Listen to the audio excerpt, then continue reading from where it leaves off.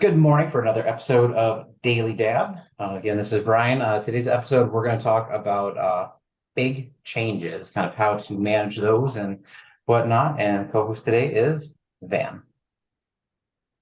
Hi, everyone. So, Brian, I know it's been quite the week for you. You were gone last week. So, it's kind of curious, why was this topic important to you? So for me, this topic is interesting because it was a really big week for me. An incredible amount of change. So last week, so got a new job. So which you already know about. Obviously, Van and I have worked together for the past on and off for the past almost 8 years. We would have hit our 8 year anniversary, I believe, at the company we're with the next month. So just Yeah, shy of eight. Yeah, just shy of that's eight true. years.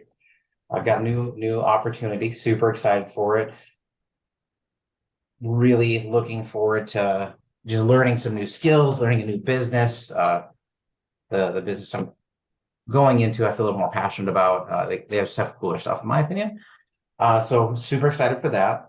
And then my stepfather, so who was really my father figure from when I was 10 until 40, passed away about a week ago. So it was a week ago on Thursday. So we went through and all of the family stuff of, how do we deal with that, getting, taking care of his, needs in that aspect, bringing family back together and, you know, funeral, celebration of life, all of that jazz. And how do you do those? And then not only how do you manage that for yourself, but having three kids who all have big feelings and big changes, how do we make them into teachable moments?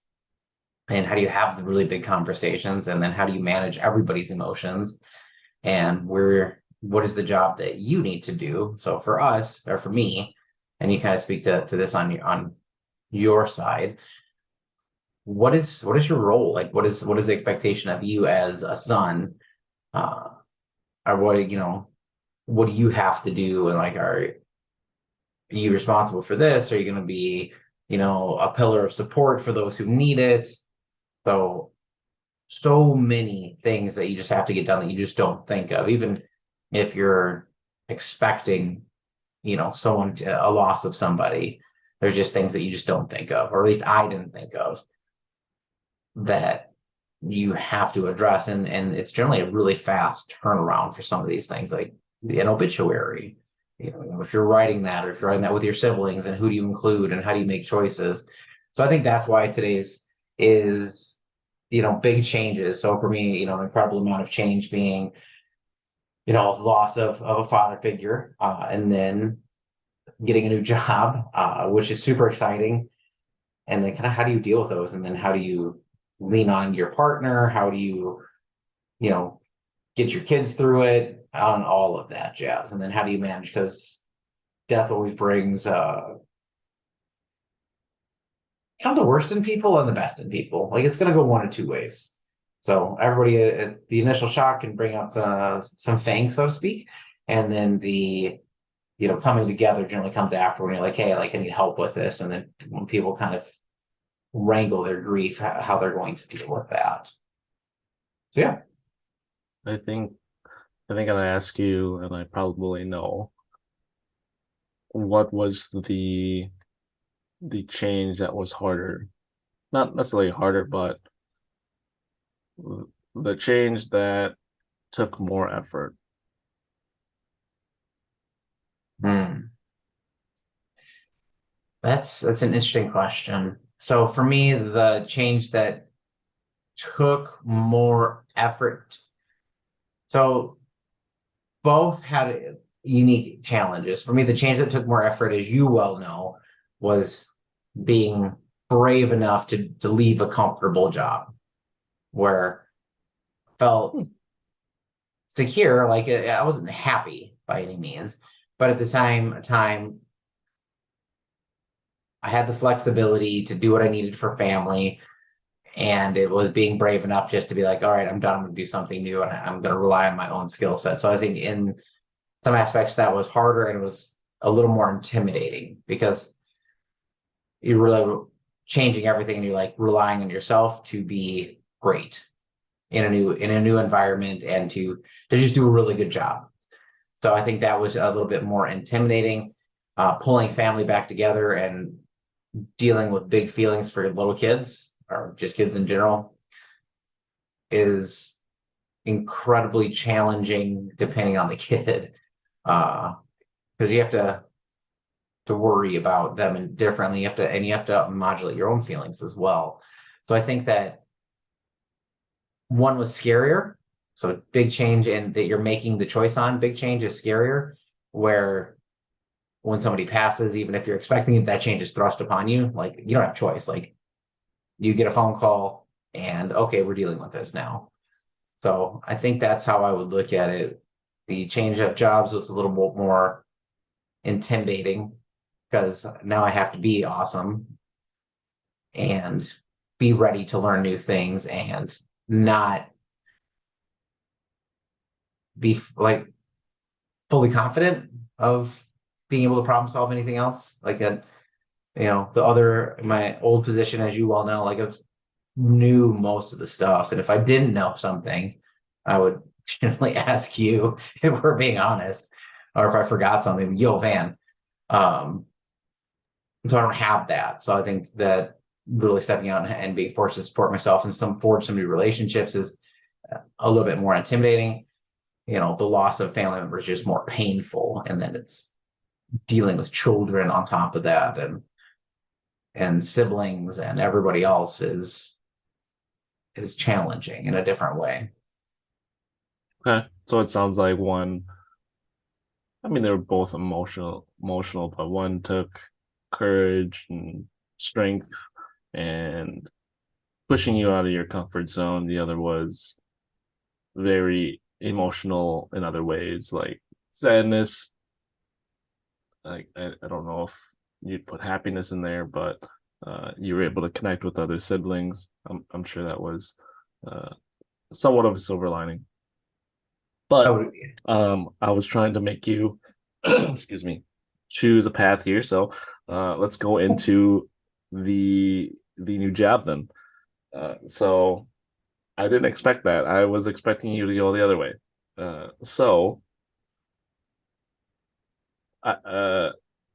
What would my question be? That's very curious in terms of you saying that one instead. So let's get into some happy feelings here. So what makes you excited about where you're starting? I know there's some things that you have in your house. I don't know how public you want to be about it, but that I know you're a fan of. That when you were telling us about your job, yeah, it's pretty cool stuff. So for me, the new job is incredibly exciting. Bunch of different reasons. I get to learn new stuff, and I always want to learn new stuff. I'm definitely more passionate, so it's for a higher end. So I'm doing consultant work for a higher end cooking company. I do really enjoy cooking, so I actually have some of their. When I built my house, probably 5 years ago at this point. So I built my house, and one of my prerequisites was I had to have a professional cooktop in my house to cook. So I have a cooktop from the company that I'm going to do consulting work for. We actually need a new oven because that's been a shenanigan. So if you have a warranty through Warrantech, I don't know if they're great yet. I've been trying to get my oven fixed for 7 months. We still don't have it fixed, so I'm still dealing with that. But hopefully with everything going in the right direction, I'll be able to get, the oven that I wanted anyway, which I should have bought in the first place. And it's just, like I said, it helps people in a different way. So in our old job, I think insurance is valuable, but it's not fun. It wasn't fun for me, at least. I guess some people might say insurance is fun. I didn't find it to be incredibly fun and or interesting in the capacity that we were working. Claims can be interesting because you get crazy stories in claims. Like the dude that buys the brand new supercar and 15 minutes later, drives it through the store across the street because he doesn't know how to drive. Those are at least interesting, but in the capacity that I was working for insurance, it was a lot of help desk tickets and just helping people in with technology, which is fine. So being able to transition to a company where I get to do digital transformation and project work and work with, leaders that have actually been nominated, their CIO, I believe, was just nominated for an award for being awesome to work with. And the first, thing that he did in his LinkedIn post was happen to mention that it was all because of his team. So he seems very supportive. So I'm just very excited for that, you meet new people, learn new technologies, and then work with a product that I think when people do buy it, they have an opportunity to really enjoy it. And it's cool. It's cool stuff. So if you don't love cooking, it's not as cool. Like, if you're like, oh, cooking is horrible and I'm going to microwave everything, not as cool. But if you love cooking, then it's a lot of really cool, fun stuff for sure. So yeah. Nice. Glad. Again, I'm really happy for you. Again, congratulations. It's something that really surprised me when you were talking about it initially was the fear you had, the you being comfortable in that job, and the things that you were able to do during the day. You were able to take care of kids. You were able to go out to I don't know if a track meet was something, but like a wrestling meet or something like that. Could you talk to the dads out there that are going through something similar? I sent you a video about a guy talking about what you do during the day. If you're not happy, what should you do? Really, the 8 hours or the 9 hours you work every day, your work family is almost your primary family because you spend the most time with them. So could you talk to the dads out there that are going through a similar situation and how to deal with that fear or being out of the comfort box? So what would you recommend? Would you recommend someone staying in that job if they have quite a bit of dependence, or would you? I mean, you're not in the job yet, but would you recommend someone going out there and trying to pursue something different to try to change and maybe be more happy?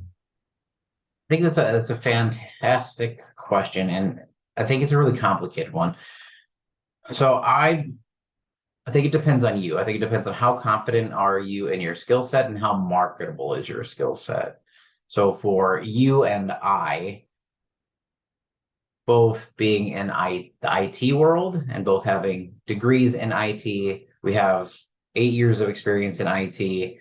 I feel pretty good about it, and my resume is very well bolstered because not only do I have IT work, but I have a lot of sales in there, and I have more than one degree.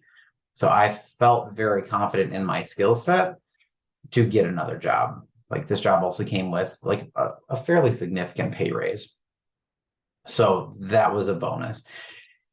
I think it depends on where your kids are at and how much flexibility you need. So for this job, I do have a little less flexibility, but my kids are older. They're not having stuff during the day. So like, I'm not needing to do stuff during the day. If you needed to do stuff during the day, I think you really need to balance out, what do you need versus what do you have to offer. But if you're unhappy, and what really pushed me, and you and I have talked about it before, I really liked the people that I worked with. Like, I liked working with you, even though you and I like, obviously we're friends. You and I didn't really get to work together though, but we did have a couple other coworkers that I did work with more often, and they were great. Like, it was actually really, really sad to move on from those, relationships, and I'll try to maintain some of them. One of our coworkers sent me a book about spy work and sabotage. With like, he's like, read this chapter and compare it to our leadership. So I haven't had a chance to do it yet. I had it yesterday. We talk So offline about that. I want to know. I want to guess yeah, who said that to you, but yeah, so it's a really interesting one. I haven't read it yet, but we have had, conversations of, as you well know, I really like Jocko. So I read all of his leadership books. I do an incredible amount of reading and trying to implement some of those strategies into, how do we lead up? And it was very difficult to do. So I think for if you're thinking about it, it's a really big personal choice. But I think the piece that really started to push me to make changes was I wasn't happy, and my kids started to say stuff about it. So for me, anytime my kids start to notice that my work life is leaching into my personal life in a negative way. So if they'd be like, "So, Dad, so how was work today? Did you have to work with another idiot?" Or, they had some very specific comments because, I use them as teachable moments. If I'm disagreeing with somebody or I don't agree, like, how can I take this piece that I learned at work and say, hey, like, you're going to have to do this, like, unless you own your own business, which you can do, but that's not for everybody. So I try to use all of my life lessons as teachable moments for my kids, because I think the whole point of being a dad is how do I give my kids the most opportunity to learn from other people's mistakes so they don't have to experience that pain themselves.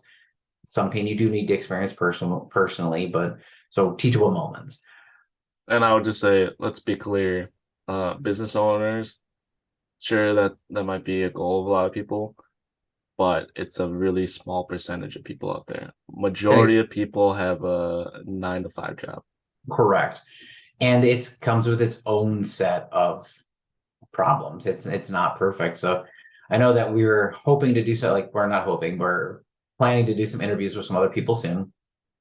We have a friend of mine that's going to come on who has a 9 to 5. He also does some entrepreneurial work on the side. So I'm really curious to get him on here. And then I have some other dads that I have started to get to know a little bit that I would like to bring onto the podcast and kind of talk through with them.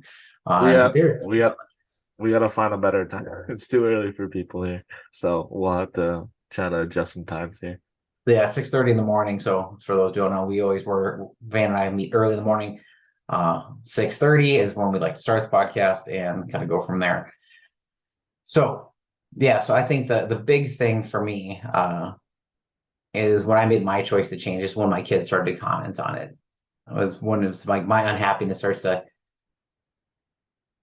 etch over into any of my personal relationships outside of my work relationships. Like you and I think it's a little different if we both complain about work because we worked in the same division on the same team, and it's like, oh, like, yeah, this guy is, not awesome, or this lady is awesome. So like, it just depends on which way you want to go.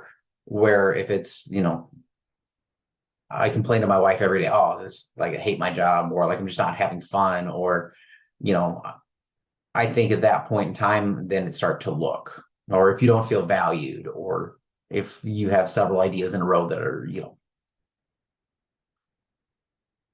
apprehended and then gurgitated later on. So I think it just depends. So I think if you're on the cusp and you super hate your job and you are really confident in your skill set, I think it is worth looking for new opportunities. And the worst thing that could happen is you find out that, hey, like, maybe you cannot make a change in the field you're currently in.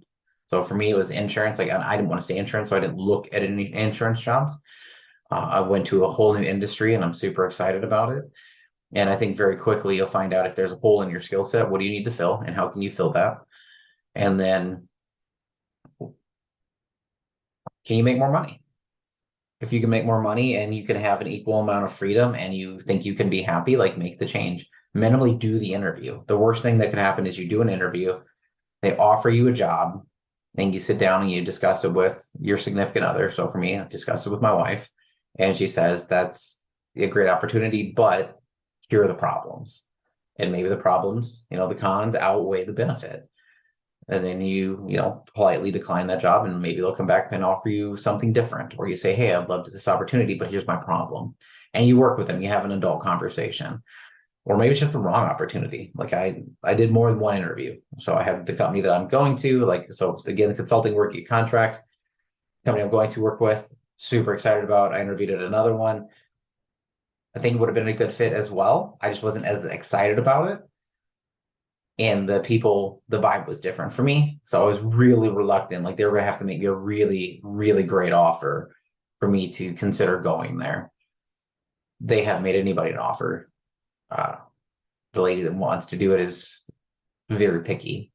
So, which is great. If you should be picky on your team. So, but that would have been not the best fit for me. Where the one I'm going to, I think, is actually an excellent fit. So that would be my thoughts on it. If you're not happy, it's always worth looking and then making a decision, because not looking is the decision to just remain unhappy. So yeah, that's kind of how I would look at it. Okay. So I know you know that I have an opinion on this.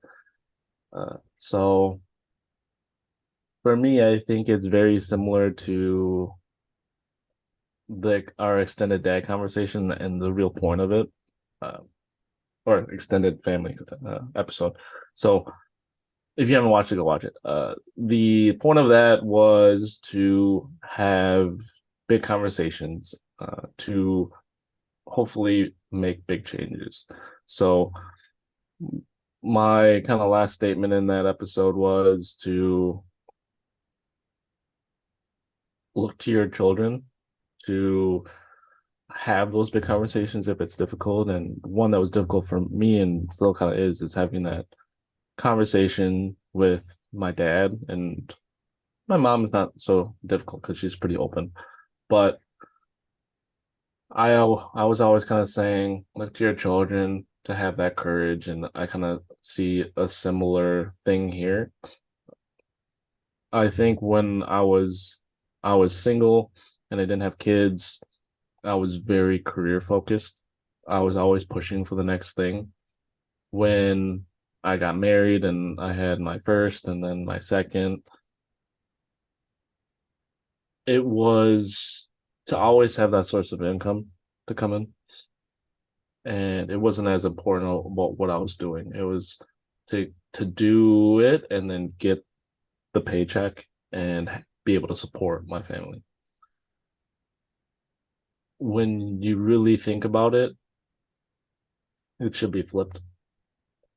I think when you're a dad, especially, I think hopefully your significant other also pushes you as well. But again, look to your children.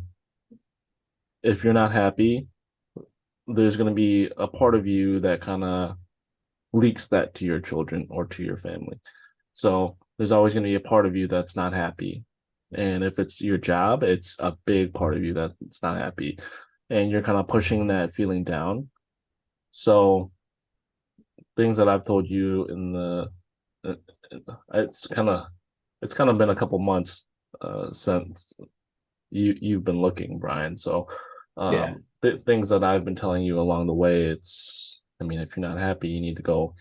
You need to find something that makes you get up every day.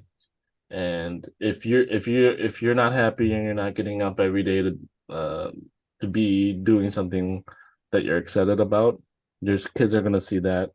They're gonna grow up and not want to find that job as well. And when they do find that job and they see that it's the same as yours today, it's going to make them get a similar feeling. They're gonna get a job like that, and they're probably gonna stay. So it's really just setting that example, right? Okay. So again, if you're not happy, I think I would recommend go find something, even if you're not I think the qualification thing isn't as important to me. I think if I really believe in hiring people, not necessarily hiring for a skill. I I think would agree everyone with can that. I think everyone can really learn something. And I think if you don't, it's kind of like I don't know why I think about these random things, but it kind of reminds me of Robert Kiyosaki for some reason. So if you're looking for a loan in a bank and it's like, oh, I want this amount of money. I want 30K to go buy uh, a rental or something. And they say no because of this, this, and this. Basically a job interview. So go do a job interview and it's like, oh, we don't want you, but you're gonna have to make the effort to go ask them, why did you hire me? Yeah. And they're gonna, and for the most part, interviewers and employers usually are responsive if you're pretty late into the interview process, and they're gonna tell you it's like, yeah, we don't hire you because you didn't have enough experience here, or you don't have a certification here, and then now you have your checklist, right? If that's just something that you really want to do, go and finish those things, and then if you still have that contact, go contact them. Like maybe you get that job then, or they liked you so much, but you didn't have those qualifications. They're just going to give you something else. So it's really in your court to change what you're doing during the day.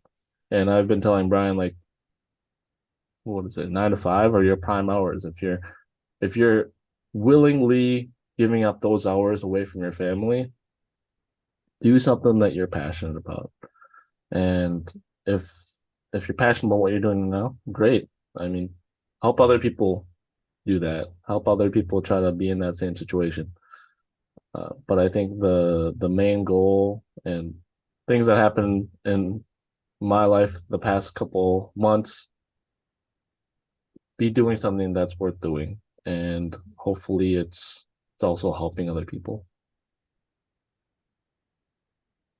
I think you bring up some important points. I think being passionate is important. I think that does show your kids. I think being brave to make change. And again, I'm not saying if you hate your job, just go quit your job and do nothing, right? You do have to, have income.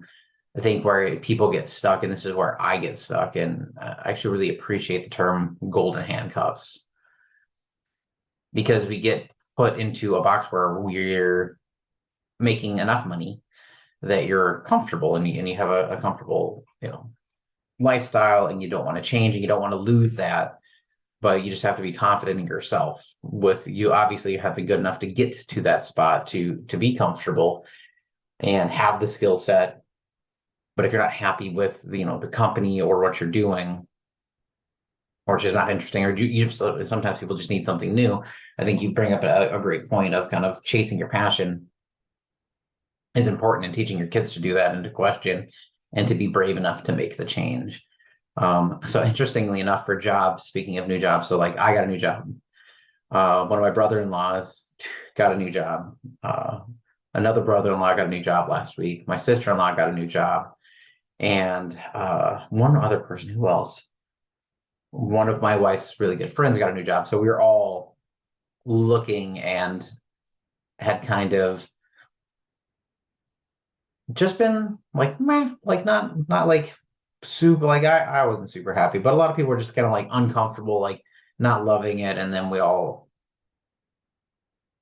pushed out and found something different, and everybody's really excited. So it's a really interesting and phenomenon where I find it generally whenever I'm getting a new job, there's generally somebody in my periphery that will get one as well. And then it gives you the opportunity to kind of talk through and be like, hey, like, what are you doing for this process? And gives you just a new kind of building point. And I look at them as learning opportunities. So when I talk to other people, like, hey, how did you interview? Or what was this point? Or interviewing in general is a great learning opportunity. My first interview for the first company, for the position, I didn't get. The interview went really well until I got one question that I thought was such a dumb question that I didn't know how to respond to it. Like I lost control of my face, and I just looked at him like, seriously. So I thought that was an excellent teachable moment for the kids on like, hey, even if you're in, an intense conversation, like facial control is important, and be prepared for questions that you think are really basic. Because ironically, I think that was the question that nipped me in the butt. And then, yeah, like, I was bad. I was like, what? Or talking with my, sister-in-law, like, hey, like, how was your interview process? Like, any tips? Or having someone go through your resume, what's important has been fantastic. So I recommend once a year apply for something new. And even if you don't plan to take it, like, just get an interview or look for a new opportunity, or maybe a part-time opportunity if you need something else, or at your job, maybe you're changing to a different company. So I think it's definitely worth it. I've looked on and off every year where I'll do at least, one interview here or there. So I think that you kind of hit it on the head. If you're not happy and you don't feel passionate about it and that's starting to leach into your family, maybe this is the time to look for a new opportunity. Let me, I didn't want to interrupt. The couple things that I just want to make clear, I would say, don't quit your job. Correct. Do not. Find another And- job is what I'm recommending. Keep your job until you have another job. Correct. If you're unhappy. I also say I don't want to get into that passion discussion. I think passion is overrated. Really, what I'm recommending is if you don't like what you're doing, go find something else, and try it. If you don't try it, find something else. You always have the opportunity to go find something else. If you're hopping, there's a little bit of a Stigma. yeah of people job hopping and stuff like that, but I mean the real reason is like, oh, I got this experience here, but it really wasn't a good fit. That's really what it is. It's not even, and everyone's gonna understand that. And people might follow-up question is, oh, why wasn't it fit? And you can tell them straight up. It's like that with my personality, blah blah blah blah. So I agree. I think job hopping can be really beneficial, however. So one of the people that I'd mentioned earlier has job hopped a little bit just because she was forced, where like her department was cut or she just really didn't enjoy the work. And what job hopping has the opportunity to do is really increase your level of pay. So I think that that's the other thing to consider is as you're looking for new opportunities. And I agree. When I'm passionate about where I'm going, I'm passionate. Like I like the company, I like what they build, but I'm also like I think more for me specifically is I love learning new things and doing new stuff and making change. So I think it's you got to figure out what part of the work you're doing can you be passionate about and how can you apply it to a new company. So I think that would be the differentiator that I think people need to understand. There's companies I would love to work for that I will probably never have the opportunity because it's just so competitive, or I'm not going to move. Like I think it would be amazing to work for an F1 company. However, I don't have the skill set to do that whatsoever, and I'm not moving to Europe because I love my children and I can't take them. So turning a hobby into a job, not always great in terms of that kind of passion, but being passionate about doing something different and learning a new skill or learning a new way to apply a skill is how I look at passion for a job. So I think I think that was a good clarity of don't quit your job until you have another job, and then don't chase passion for passion's sake. I think the reason I say passion is overrated, I kind of think of it as motivation. It's gonna come and go. So if you go into a job and you're really passionate about this one thing, and you talked about it, cookware, you're really passionate about cookware. Well, let's say you go in and you're working on like This might answer your question. I know that Oh, a number of your Alexa's going followers- off one second. Let's say you're just working on like the instruction pamphlet part of it, and you're not actually so you got to be prepared for that. And I think it's just to get yourself out of whatever funk you're in, or if you're in a comfort zone and you need to be pushed out of it. I think going into the new job, you need to be open to really anything. And if it doesn't work out, it's not the end. I think there's a quote that really hit me, and it really changed my perception of Jim Carrey. But Jim Carrey made a speech, I think, in front of a Harvard graduating class. But he was talking about his dad, and he was saying, I don't know if this is the right person, but he was talking about his dad and how funny he was, and his dream was to be a comedian as well. But he needed a stable job to support his family, and I think he was I forget what the job was. To say it was an electrician or something's really stable, right? And he just stayed in that job. What ended up happening is he got laid off. And the point was, you you can fail at something you don't want to do, or you can fail at something that you're really excited about or you're passionate about. So it's better to give it a try. And if it doesn't work out, you can always go back to that job. So I think there is I didn't expect the conversation to go this way, but I think there's a lot of lessons here, and I think it's not just about jobs, right? It's just what can you pass on to your kids as well. So you don't want to be like dreading going to work and your kids seeing that, and it's just again thinking about your kids. What are you're working by example. They're seeing you go to work. They're seeing you go away. Why is he going away? He's unhappy when he goes away. Uh, and also for me, what's been going on with my family, it's just it's not so much about money or things like that. For me, it's the time that I spend during the day. Can I make a difference? I think what can I do better? What kind of good can I do put out there? So that's something that has changed for me recently. That makes sense. I think you called some really good points of you can succeed doing something you don't like.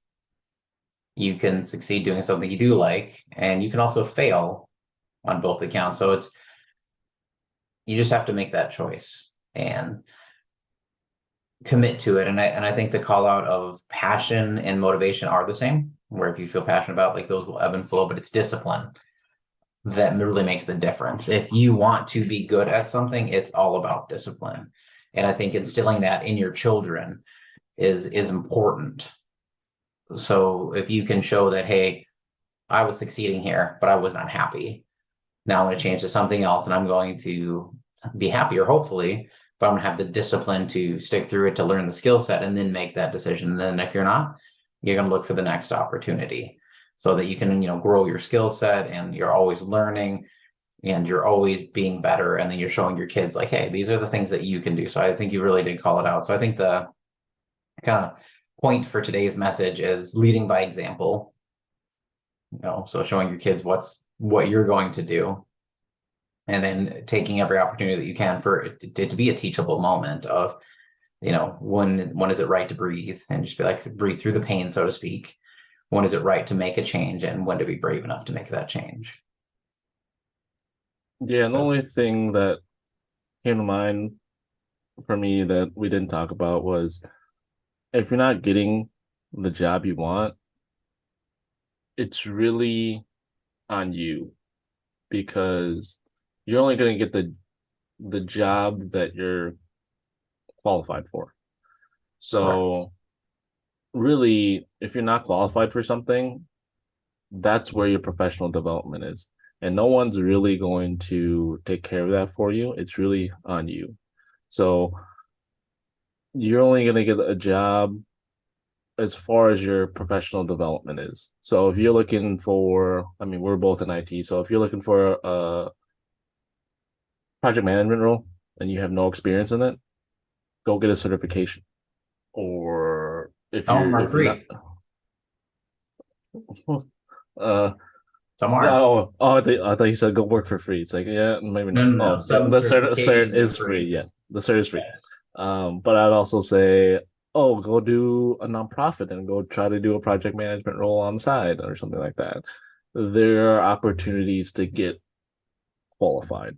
So that's the only other thing that I would say.